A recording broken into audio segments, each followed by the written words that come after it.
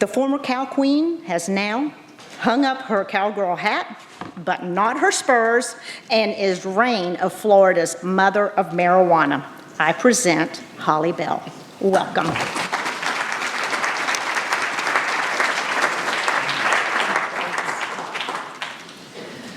Wow, thank you. That was a great introduction. Makes me sound way important. So just a couple points I'm going to point out to you. My daughter does have mild cerebral palsy, which is something she's had since birth, which is why she needs it for her muscles, and that creates anxiety for her also. So that is where I first got exposed to it and caused me as a mother to start to go out and do research. There are other parents I know in this audience who've done the same thing for their kids. And it was where my path started to become educated and enlightened on what this plant could do for us as humans. And it brought me where I am today, and I love my job. I thank you all for having me here today and wanting to come hear me speak. I'm very fortunate that the commissioner asked me to do this. I moved to Tallahassee and bought a house. We closed on July 19th. I love my house. I love living in Tallahassee, and we're very happy. I'm very, very fortunate to work in a department in the state of Florida with people like Stephen and Kylie over there, that the depth of knowledge and resources that I have to start this program are the reason it's going to be so successful. So I'll go ahead.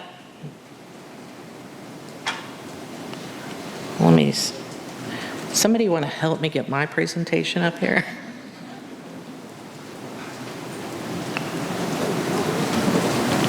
I didn't think about that, sorry. So until I get help, I know this well enough, I'll just keep going. So, I might not be the right person to help you. Keep going. One of the things that I tell the audience when I speak is, if you want to ask questions, please, I'll probably talk for 15 minutes and then leave it a lot of time for questions, because people have a lot of questions. So when I got the call to talk to the commissioner about this role, my question to her was, what is your vision? What is it you wanted me to do? What do you see this role doing in the state of Florida? And why do you want to do this?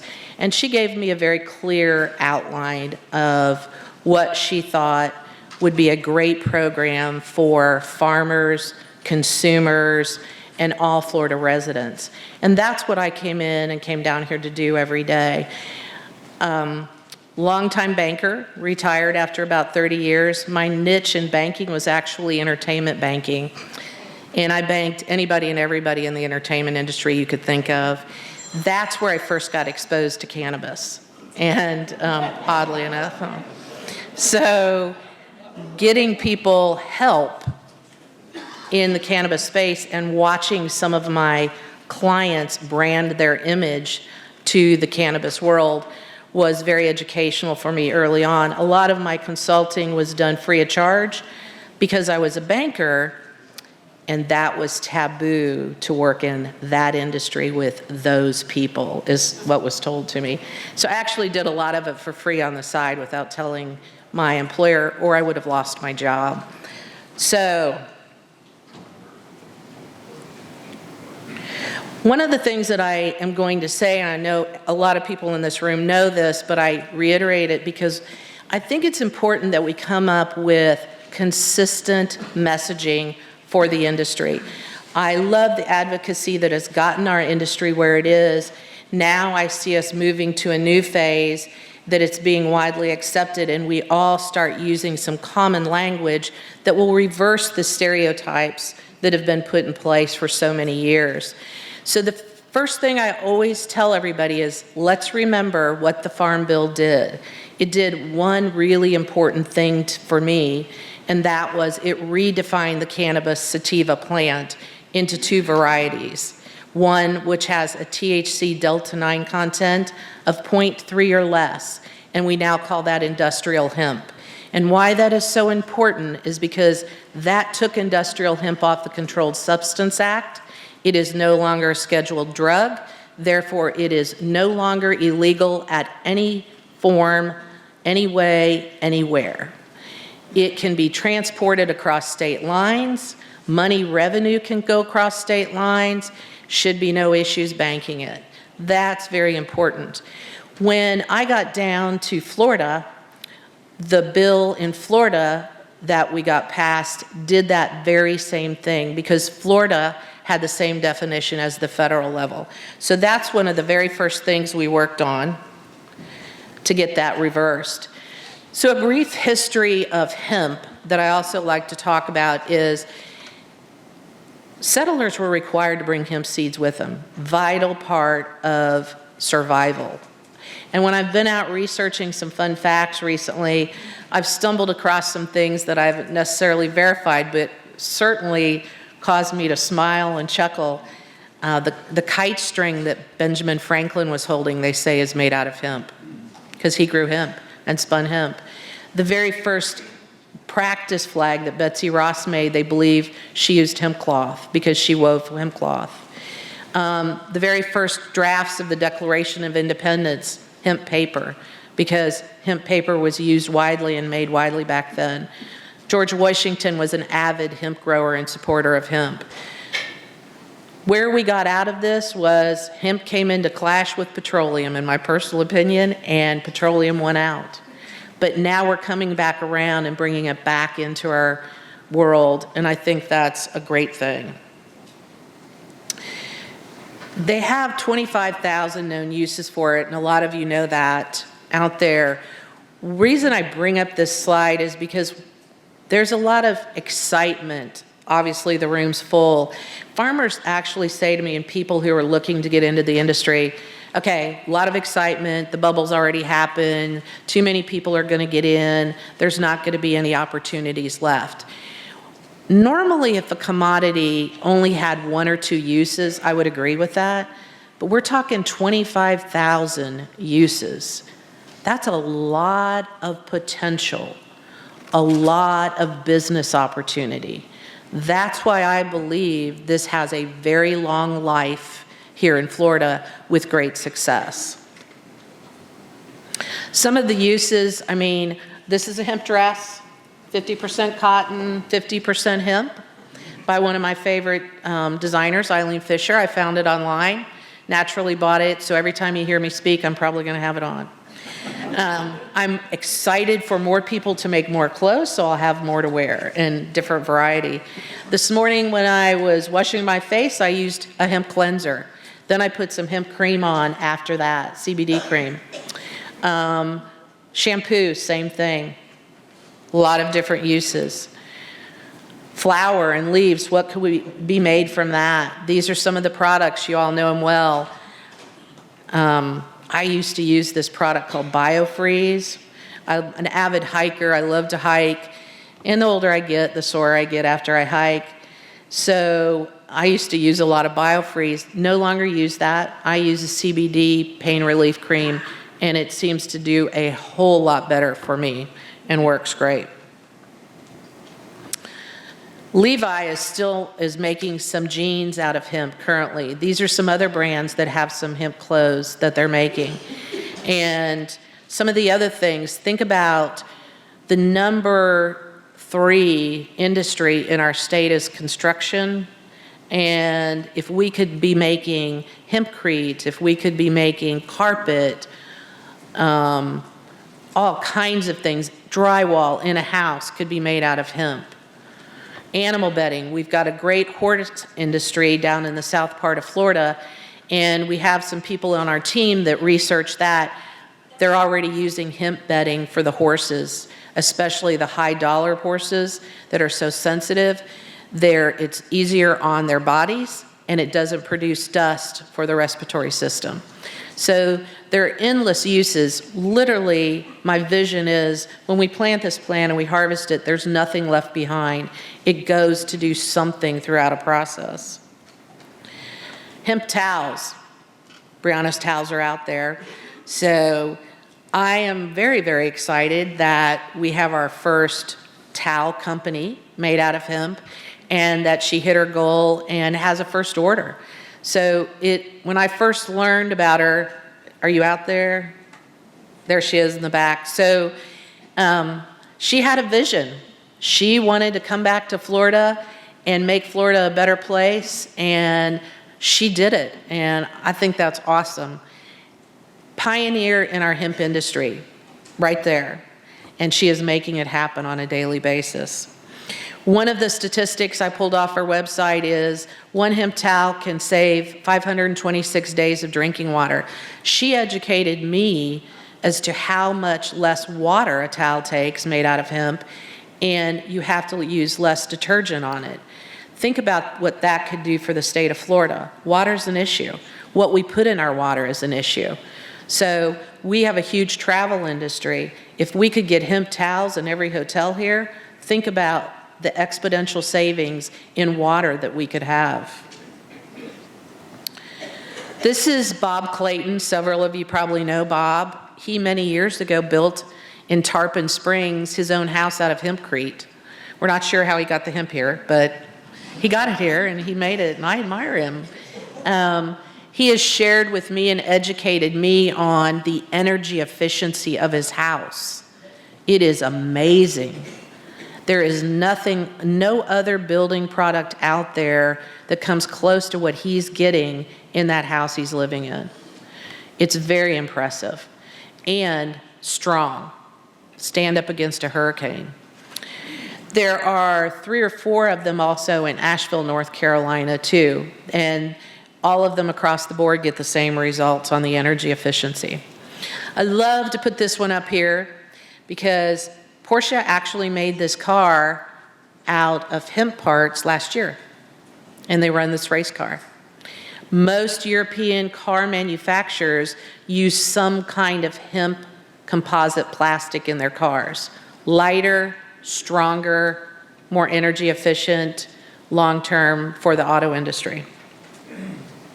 Does that shock anyone? No? So how does this all help the hemp program? Like I told you, the commissioner had a definite vision. She wanted to support farmers, give them another alternative crop, and also respond to consumers and make sure that what they're getting is safe. One of the things that I quickly learned when I came to Florida was why Florida will excel in hemp 2-3 years down the road. We have the diversification in farming here that's needed for this crop. And one of the things that I quickly learned too was the nursery capabilities. Most of the fields are started with seedlings. Think about the vast network of nurseries we have that already grow seedlings for other commodities. You could grow hemp seedlings, we could export them to the country. They're selling for about $2.50 a piece. You buy the seed for about $1. That's not a bad profit margin, better than what they're getting on fruits and vegetables right now. It can be a row crop. We can grow it for the current demand of CBD right now, or as we start to build out an infrastructure for the fibrous hemp, we will be able to grow that also. And that is a long-term vision we have, and we are working on that daily. We see that hemp up in the Panhandle, especially where the trees got hit by Hurricane Michael, it being a great alternative to getting another group of trees planted and growing. We all know the growth cycle of cannabis is about 4 months. So if I could get some paper mills going in that area, there's a wood factory, if we could get them down here to open up in Florida, then I can help the farmers, tree farmers and others grow larger lots of the fibrous hemp and have an end product for them to sell it to. The towels, fabric, there's some people in the room that are already working on that besides Brianna, and I see a huge textile industry in Florida within 2 years for the hemp industry, and cloth and designers down here working in that industry, creating beautiful pieces that'll sell all around the country. You heard from our pilot project partners earlier This is a deputy commissioner that we have down south, Mary Barzy. She is in front of one of the locations down in Homestead where they're having the fibrous hemp grown. So the number one question that I'm sure is on everybody's mind, because I get it many times a day, is when can we grow? When can we grow? When can we grow? So the one thing that Stephen and team have taught me, this is my first job in government, is once you have a bill, that's your outline, then you have to do rules to fill in the details of how you're going to implement the program and run it on a day-to-day basis. And that's a very specific process that works a very specific way for a reason. And we are almost at the end of that, I feel. We released our draft rules and did some workshops in June. We have been working with our pilot project partners. In March, IFAS got their plants in the ground. FAMU got some in the ground on August 1st and are continuing to plant. We left the public written comment period open for our rules through July 19th, then closed that. We got hundreds of responses, almost up to 1,000, I would say. We literally read all of those and consider every one we get. And not just one person looks at them, but the entire team looks at them. That takes some time. Then we go in and revise our rules. We've done that. Recently, we released a new revised version of the rules. Most of you, if all of you haven't seen those, hopefully, they're out on our website. And we've gotten more public comment back. We will go back and revise those again, and I feel very quickly release the final set of our rules. Until those are adopted, which we're looking at a time frame that couldn't be sooner than the end of the year, because of time that's required to post them and get public comment, we will not be able to accept applications until that point. So we're getting there. We're almost close. I can see the light at the end of the tunnel. And I feel like by the end of the year, we're all going to be moving forward at a very rapid pace. So these are kind of the next steps and that I talked about. FAR is the system that we post the rules to. JAPSI is the group that reviews them internally to make sure we're following state statute. And then after we get all of that done, that's adoption. That's when our program will actually get started. The team that you're going to be dealing with at FDACS is our DPI for cultivating, AES for seeds, pesticides, fertilizer, and animal feed, and Division of Food Safety will oversee processing, manufacturing, and retailing.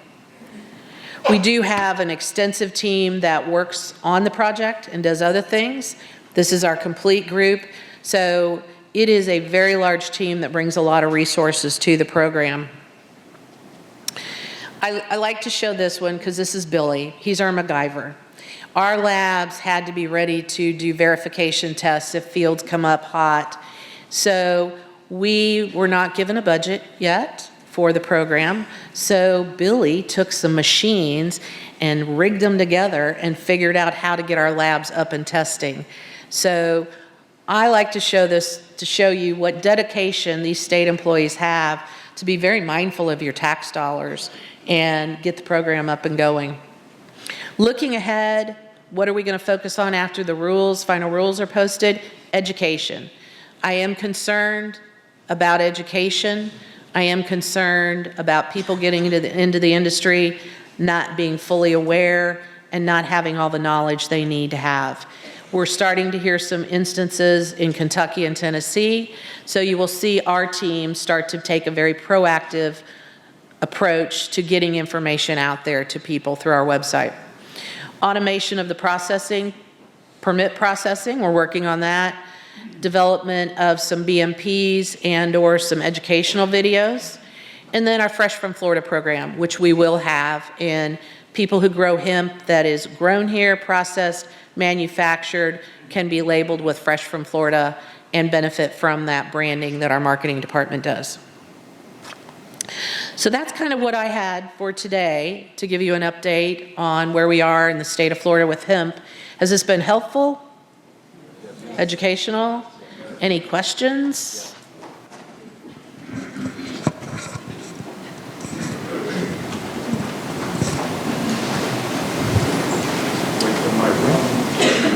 I'm a-coming.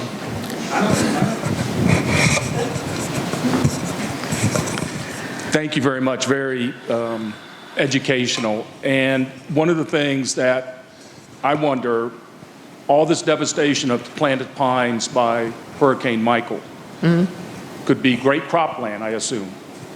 How are you going to clear? How is all that going to be cleared up? Because it's massive amounts of essentially fuel on the ground now. Can't be sold, can't be given away. Is there any plans on the state assisting in clearing those areas? So I don't have an answer for you on that today, but that is something the department looks at and works on continuously and are in discussions with other various groups on that. So we're not at a conclusion yet, but we are working on it.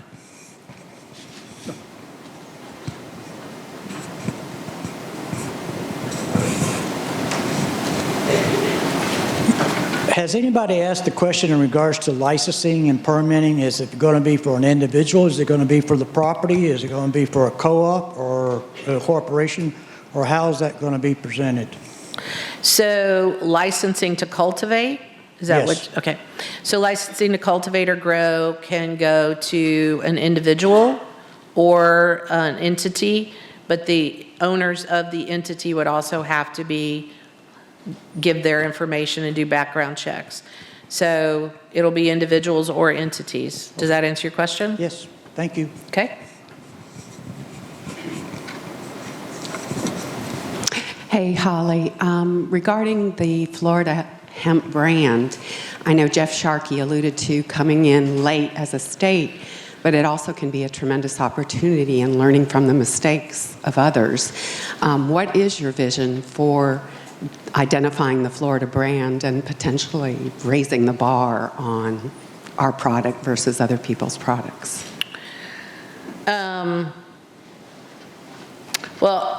Let me make sure I understand. Are you talking about the Fresh from Florida? So the vision that we have is one of quality and consumer safety and a industry leader is what the vision that we have.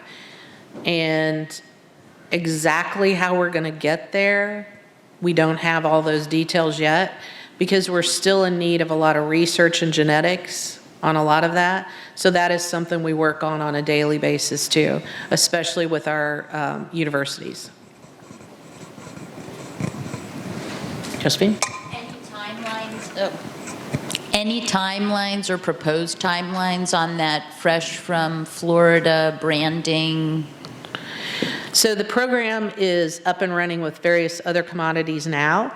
So as soon as we would get our first crop in the ground and have our first harvest, that would be the first group that could benefit from that.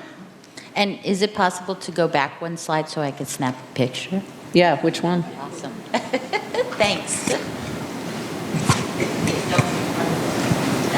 Okay. Bobby has a question. Over here, Ms. Bell. Okay. I have a question for you. So I'm a row crop extension agent, and I work for the University of Florida, and I have a grower asking for a friend over here who is a larger scale producer and wants to possibly linearly develop his operation to maybe become more economical long term, and is curious about the possibility of certifying his own seed and growing his own seed and producing his own seed. With what you expect for that process, is that going to be a rigorous process, or is there potential for growers to do that and develop that way? That's our favorite question. Not, sorry. Certified seed is a very definite process that's overseen by a governing body called ASCO. And there are very definite steps and a very definite process and various levels of becoming a certifying body and breeder, various things you can do with seed. So It's possible. Anybody's allowed to do it as long as you follow the protocol and follow the program. It is not a program that the state oversees. It is another governing body. But yes, they can do it. The various levels you can do it at determines what you can do, the cost, and the length of time. We have done a lot of extensive research, and I can hook you up with the gentleman at Auburn University that can help them with that.